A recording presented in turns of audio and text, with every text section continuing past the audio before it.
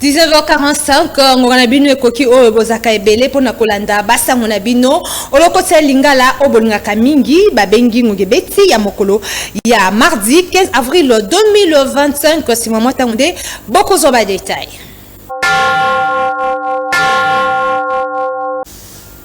Toko fungula basa ngona bino pona ko esa minute tata mokonzi Félix Antoine Tshisekedi Tshilombo a fungula ki mokola mardi 15 avril 2025 na fleuve Congo hôtel 16e réunion ya conseil ya ba ministre en charge ya commerce ya ba pays membres ya zone libre en charge ya continent africain bolanda ba détail na Piriso Pembele 54 ministres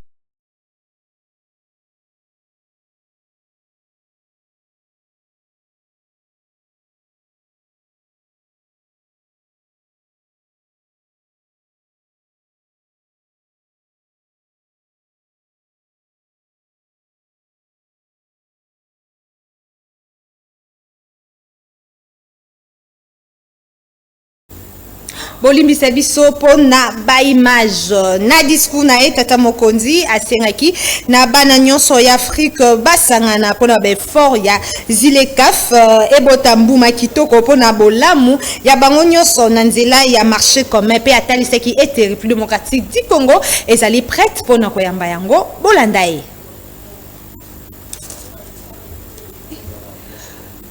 Bon, bah, image, les alliés compliqués, parce que c'est que Simba était président de l'Assemblée nationale, professeur Vitel Kamere, à Outikotalissa, Napoléon, il y a lundi, 14 avril 2025, bah, difficulté, au chambre base, les alliés kokuta nayango, pona kosala musala, nyonso wana pona kozanga mbongo, yamalonga pona fonctionnement, bolanda, bah, détail, nabilidia Yannick Moulengo. Nous avons fait beaucoup de jours sans plénière. Vous savez très bien pourquoi. Les raisons sont claires, nous sommes fatigués de continuer à nous débrouiller avec le peu de moyens qui nous reviennent à nous comme individus pour acheter les papiers pour l'Assemblée nationale. Voilà, nous sommes fatigués.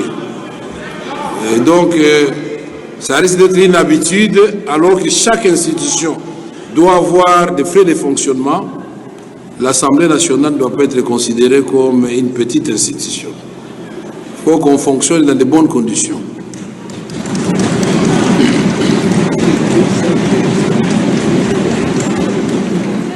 Nous avons fait beaucoup d'acrobaties pour avoir la plénière d'aujourd'hui. Mais ça, en tant qu'homme d'État, nous en avons simplement discuté avec le président, membre de la conférence des présidents, président des groupes parlementaires et des commissions permanentes. Chaque député aura l'information à travers son groupe parlementaire. Il y a des choses qu'on ne peut pas étaler au micro ici, y compris la salle plénière qui est la nôtre. Il y a des gens d'une certaine taille qui ont du mal à s'asseoir et en même temps, le bois, apparemment il est bon, mais les jours où moi-même j'avais été invité ici pour la première fois, je me suis mis de l'autre côté, j'ai vu que nous sommes en danger. Et de ce côté-là, le budget existe, nous allons l'actionner. Il faut absolument qu'on refasse cette salle et on va se déporter dans la salle de spectacle à un certain moment pour qu'on nous fasse l'assemblée, la salle plénière des parlements où vous avez été partout dans le monde. Ce ne sont pas des salles de théâtre où nous, rideaux, on ferme, non. Il faut qu'on nous fasse finalement une salle plénière et des conditions d'hygiène appropriées pour les députés. Je ne parle pas du reste. Vous avez compris à demi-mot. Est-ce que Simba était technique et zalaka na bakaprice na yango siko bokolanda tata mokonzi Félix Antoine Tshisekedi Tshilombo ndenge afungola ki mokola mardi 15 avril 2025 na fleuve Congo hôtel 16e réunion ya conseil ya ba ministre en charge ya commerce ya ba pays membres ya zone libre échange continent africain bolanda ba détail na Piriso Pembele 54 ministres en charge du commerce extérieur et Afrique Ndeba répondait qui présent mon colo mardi 15 avril 2025 na Kinshasa pour la 16e réunion, il y a Conseil des ministres, il y a zone de libre-échange économique du continent africain. Le cap n'a beaucoup poussé. Fleuve Congo Hôtel, la Pumbe, et Yambaki Milulu Oyo, pour la Kokembisa, échange, il y a des produits et des services entre les pays africains. Natina a créé marché moko commun wapi ba africain ba banda kotekana entre bango biloko na bango na ko réduire ba taxe pe ba droit de douane pour na ba produit mususu. Congo démocratique oyo ekotaki na ZECAf na avril 2022 et yambaki milulu oyo sous le haut patronage ya Tata Mokonzi oyo ye moko azalaki présent pour na kofungola milulu yango. Sima ya ministre congolais ya commerce extérieur mwana mboka Julien Paluku kozwa maloba oyo alandamaki le secrétaire général des ZECAf, le président du conseil des ministres des ZECAf, Tata Mokonzi qui m'a dit que ça, tout y a milulu. La ZLECAf est notre outil pour y parvenir, un pont vers un avenir où chaque Africain pourra vivre dignement des fruits de son travail. Je vous souhaite des travaux fructueux et riches en décisions pour le bien de nos peuples. Que ce Conseil des ministres soit une étape décisive vers la réalisation de notre rêve commun, une Afrique forte, unie et prospère. Vive la coopération africaine, vive la zone de libre-échange continentale africaine. Que Dieu bénisse la République démocratique du Congo et l'Afrique tout entière. Je vous remercie.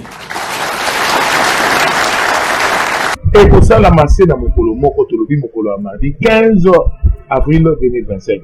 Wapi va participant, va pour valider la résolution Oyo et Kubima Bongo, la commission Oyo est mise en place.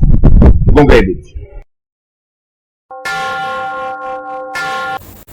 na discours na Tata Mokonzi asengaki na bana nyonso ya Afrique basangisa ba effort po ete ZLECAf e bota bambuma kitoko pona bolamu na bango nyonso na nzela ya marché comme pe atali sécurité République démocratique du Congo ezali prête pona koyamba yango bolandai. La zone de libre-échange continentale africaine est l'incarnation de cette ambition collective. En unissant 54 nations autour d'un marché commun pour les biens et services, en facilitant la libre circulation des personnes et des capitaux et en posant les bases d'une union douanière, la ZLECAf nous offre une plateforme unique pour transcender nos frontières et libérer le potentiel économique de notre continent. Ensemble, nous pouvons construire des chaînes de valeur régionales, transformer nos matières premières sur place et offrir à nos populations des opportunités d'emploi et de prospérité. C'est en mutualisant nos efforts et nos ressources que nous pourrons transformer nos ambitions continentales en réalité tangible pour nos peuples. Mesdames et messieurs, la tenue de ce Conseil des ministres à Kinshasa est un symbole fort de notre engagement commun. Elle marque une étape cruciale dans la concrétisation de la ZLECAf et dans la sensibilisation de nos populations à ces enjeux et défis. Je lance un appel solennel à tous les pays africains. Unissons nos forces pour faire de la ZLECAf un succès. Investissons dans des infrastructures transfrontalières. Harmonisons nos réglementations et soutenons nos entreprises pour qu'elles conquièrent le marché continental. La République démocratique du Congo, fidèle à sa vocation panafricaine, est prête à jouer un rôle plein. Si ce Conseil devait décider de l'implantation de nouvelles institutions ou services de la ZLECAf, je propose Kinshasa comme une terre d'accueil, un carrefour naturel pour notre intégration économique. L'Afrique que nous construisons aujourd'hui est celle de l'espoir, de l'unité et de la prospérité partagée. La ZLECAf est notre outil pour y parvenir, un pont vers un avenir où chaque Africain pourra vivre dignement des fruits de son travail.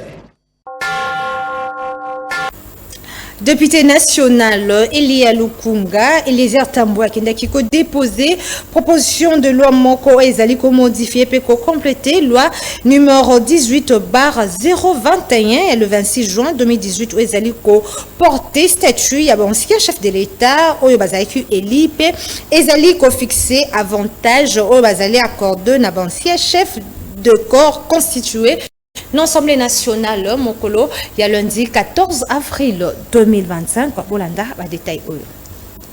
Si déposé loi au Ezaliko Senga reconnaissance et génocide dans l'Assemblée nationale à la République démocratique du Congo, Mikolo Utoleka, député national lié à circonscription Lukunga, Eliezer Tamboué a utilisé ce déposé Mokola lundi 14 avril 2025 dans l'Assemblée nationale. Proposition de loi Moko au Ezaliko modifié peut compléter loi numéro 18/021. Il y a le 26 juin 2018 au Ezaliko porté statut à ancien chef de l'État au Bazaki élu P. Ezaliko fixé avantage Oyo Ezali accordé à l'ancien chef de corps constitué local la première ministre P.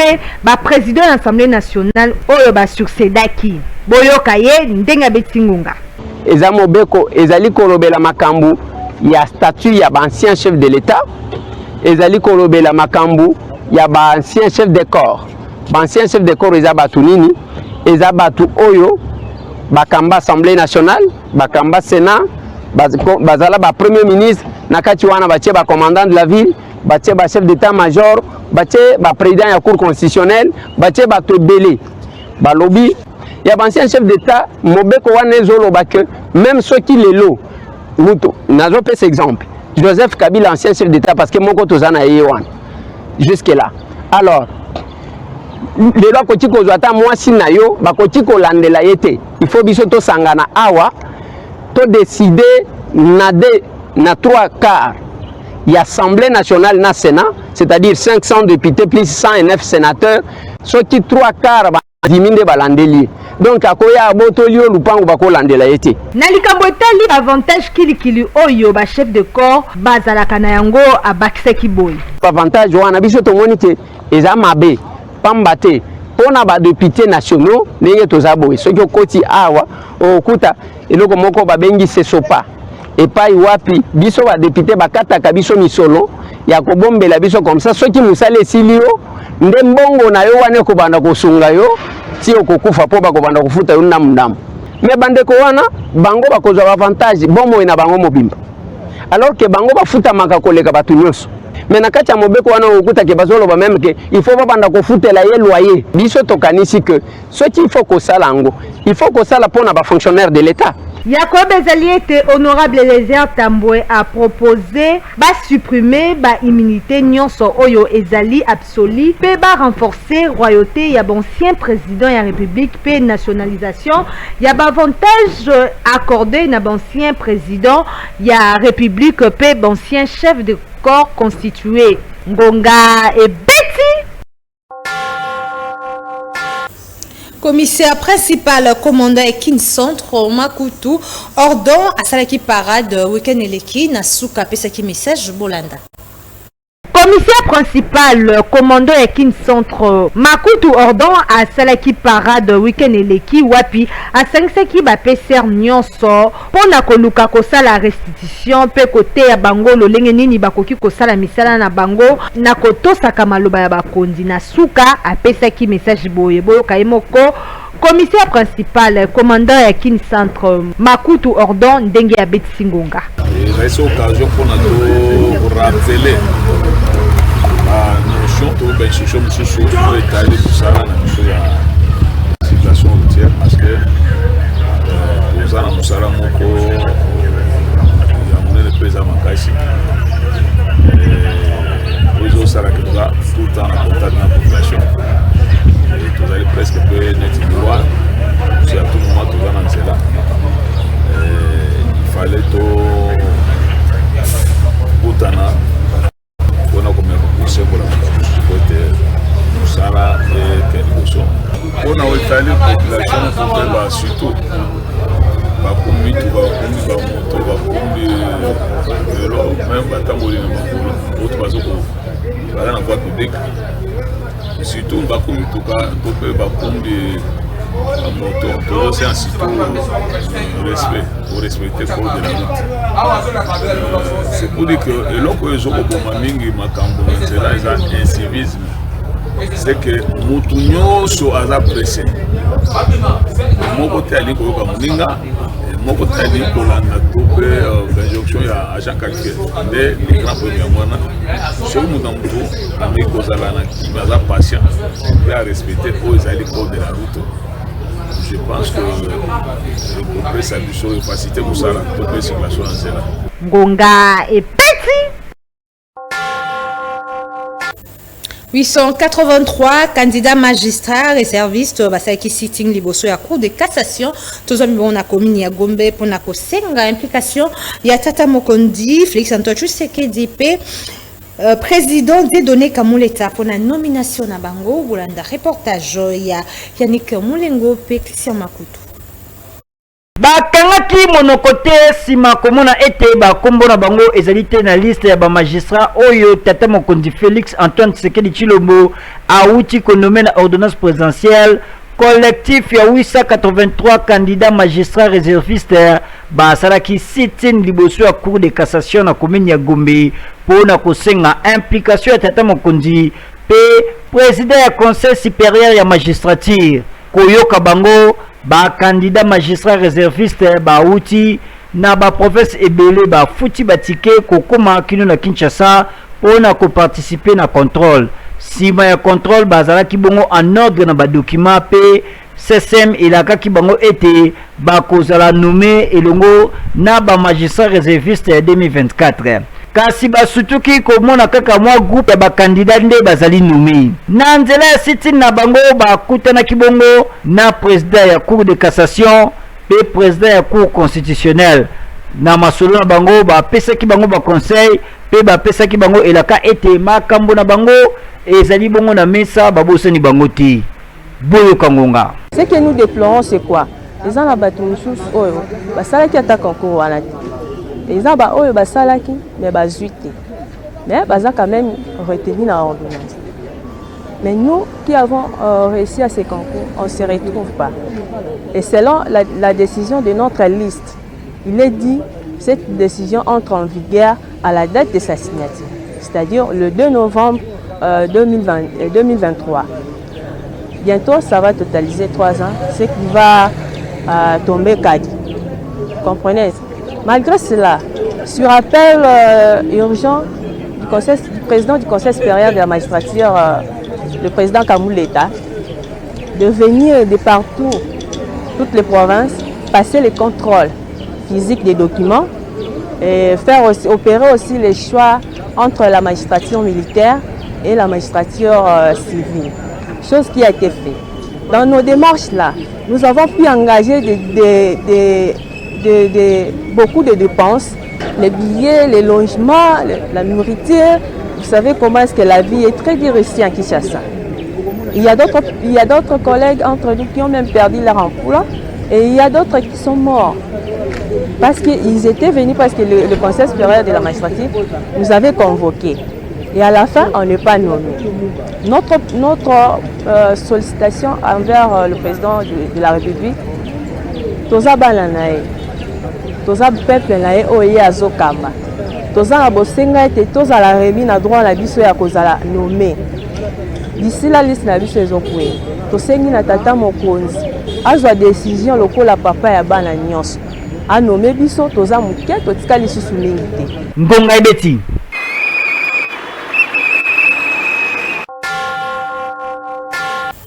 Si ma sitting que ma magistrat au bazalaki wana bazanga kiti ko betisa ngonga na micro ya Yannick Mulengo pe Christian Makutu.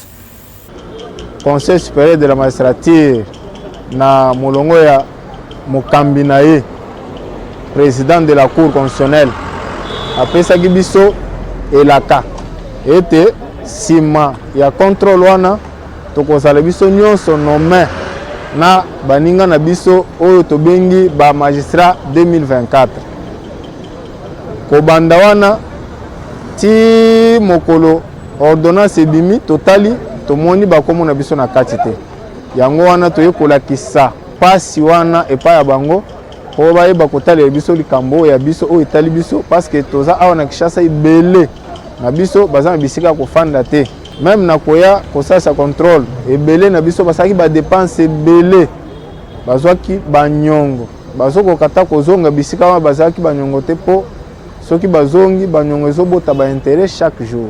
On s'était dit, bon, comme notre autorité nous a promis de nous nommer en 2024, tout patienter à Kinshasa, comme ça, tout ça la formation, et à la grande surprise, dans la nomination, tu constatais que bah nommé un petit groupe, il y a des réservistes, tu éviter de nommer bango, na critère ni parce que même loi n'a biso lobby que nomination, il faut ça selon l'ordre de mérite, c'est-à-dire il faut banale 1, bazo 100 vide, bazo de 1, 600. Mais biso n'a évité de tenir compte critères ni pour ba nommer. Et puis plusieurs choses se sont passées, se sont déroulées, sans oublier d'ailleurs. Bachela Kibiso année passée, tout le monde candidat, magistrat, sur aucune décision, ni sur la décision proposant les magistrats en 2023, ni sur la décision proposant les magistrats en 2024. Ça nous étonne de voir que dans un pays de droit, on a comme l'impression qu'il y a certaines personnes qui veulent vraiment combattre les combats du chef de l'État. Nous revenons toujours à notre chef de l'État. C'est un président qui encourage toujours la jeunesse. C'est un président qui est toujours à l'écoute. Alors nous venons vers lui.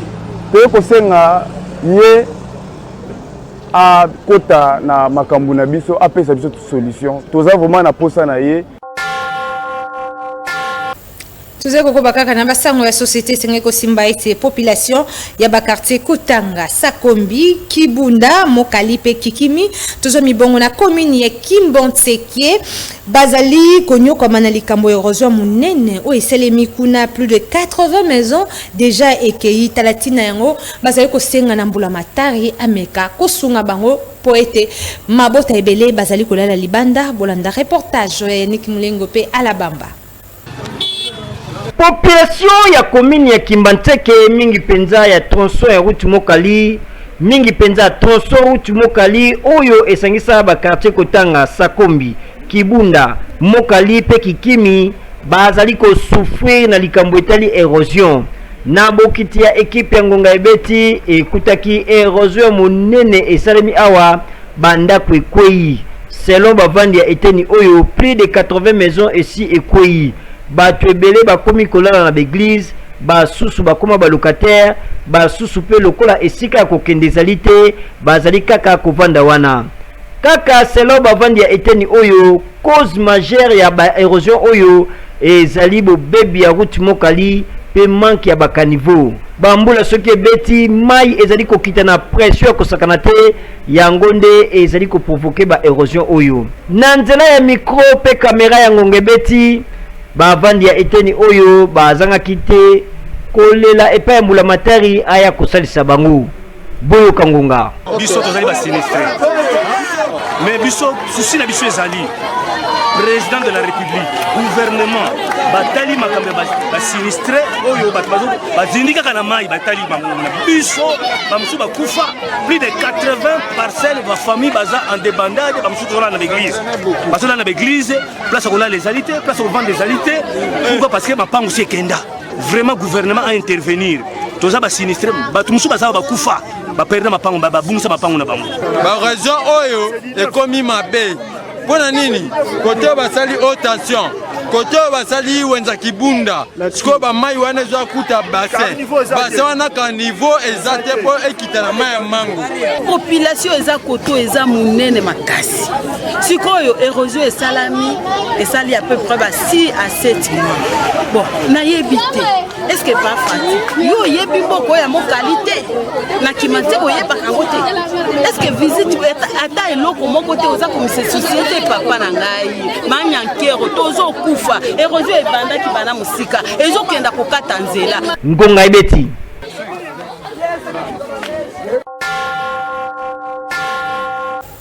Glodizima Wazali, juriste de formation, Abeti Singunga, na Oetali dossier ya 883 candidats magistrats réservistes Oyo Balekaki na concours kasi Basuki Komo na Kaka 75 candidats nde bakombo na bango ebimi ya bamisusu et tangami na ordonnance présidentielle te bolandaye azali na micro ya Yannick Mulengo.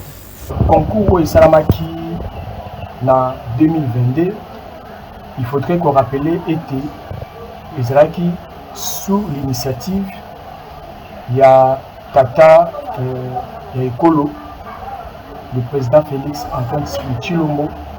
C'était justement pour combler certains vides parce que au moment où l'on parle, la carence, il y a des magistrats, ils allaient constater dans la province et Bélé. Et bien, pour renforcer les magistrats dans les différents coins et recoins du pays, de Tata Ekolo a initié qui n'a qu'à vision concours de magistrature et l'organe technique, notamment le Conseil supérieur de la magistrature, à cela qui appelle na batunion sur notamment les juristes, tous ceux qui sont dans le secteur judiciaire, il y a qu'à postuler dans le concours wana et il y a eu plus ou moins 5883 récrits, c'est-à-dire les candidats qui ont satisfait dans le concours il y a 2022. Et bien, en 2023, il y a eu nomination, il y a premier lot, notamment 250 candidats magistrats qui ont reçu ça qui dans le concours il y a 2022. Mais avant nomination, comme d'habitude, il y a eu des contrôles, il y a différents candidats. Et malheureusement, on a constaté trop d'irrégularités, il y avait des candidats irréguliers. Or, selon la loi portant statut de magistrat, lorsque il y a des irrégularités vie des alliés, il faudrait combler en gros na candidat magistrat réserviste. Normalement c'est ça, parce que la 2500 la premier lot irrégulier les alliés. Alors on ne devrait plus nommer les 250 parce qu'il y avait des irréguliers. Or, on devrait qui ça réserviste, chose qui n'a pas été faite. Il y a eu frustration et nous sommes arrivés en 2024. C'est l'année à laquelle et c'est là qui va nommer deuxième lot notamment 250 encore candidats parce qu'il y a eu 5000 candidats récrits plus 883 candidats réservistes qui fait 5883 candidats retenus. Et il y a eu non-respect à chronogramme en 2024. Normalement, on devait nommer ces 250. Et comme ça a été, pour repousser nomination, il y a deuxième lot en 2025. Or, 2025, selon le chronogramme, il y a CSM, on devrait normalement nommer le réserviste. Chose qui n'a pas été également faite. Nommer les 250 restants. Le deuxième lot dans 2025. Or, selon ma promesse, il y a président, il y a conseil supérieur de la magistrature, Dieudonné Kamouleta, on devrait nommer les 250 et les 883 candidats réservistes. Chose qui n'a pas été respectée également. Curieusement, tout le monde a ordonnance, cause à la lit, dans RTNC, va nommer qu'à 250, 73 candidats réservistes, alors que Bazalaki 883. Alors, les 809 restants, Batie Bango Wapi. Or, ces jeunes, Baouti na bipai. La majorité, Baouti na intérieur, la majorité, Bazalaki na Bamissa na Banego Sala, mais ils ont renoncé na Bamissa Banego Sala sur appel. Il y a conseil supérieur, il y a magistrature, à Bengaki Bango Baya, à Kinshasa, Baya d'abord. Ça la concours, que ça la contrôler, passer le contrôle et ils sont même en ordre. Et aujourd'hui, ces jeunes sont abandonnés à leur triste sort.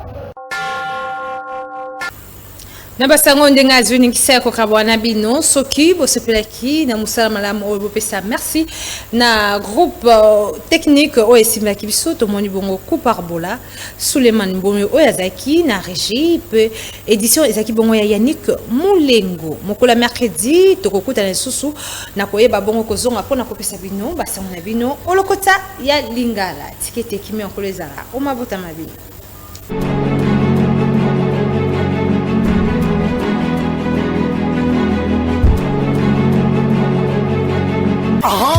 N'oublie pas de dire merci à Jésus qui t'a laissé vivre jusqu'à ce jour. Une année de plus, pas fait ta caca. Aujourd'hui c'est ton jour. Abotama le 15 avril ya mbula moko Sylvain Massassa mwana ya papa José Massassa pe maman Charlotte kokoma lelo mardi 15 avril 2025 Sylvain Massassa abakisi mbula moko na bomoi na ye talatina libota na ye mobimba elongo na rédaction ya ngonga ebeti etumbeli ye mbotama elamu na yo lisusu Sylvain Massassa. C'est nos cœurs qui te parlent. Libota mambweni petotila bazali na mawa ya koyebisa na bandeko baninga bayebani na bango ba ressortissant ya Mangembu liwa ya mama Beloni